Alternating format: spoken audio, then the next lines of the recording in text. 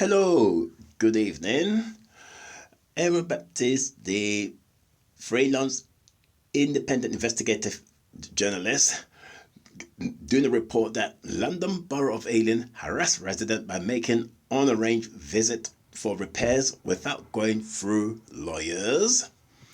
The resident was harassed by London Borough of Ealing Repairs, which is MBE Property Services, as harassment under the Protection from Harassment Act 1997. Advice Resolution Law Consultancy were advising their client was met with a coding slip from London Borough of Ealing for carrying off repairs.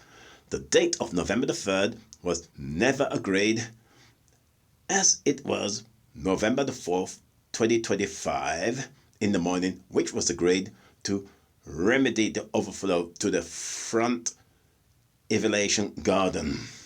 Again, the resident has been harassed, intimidated, also face an arranged visit to repair the property from London Borough of Ealing as retaliation without going through lawyers.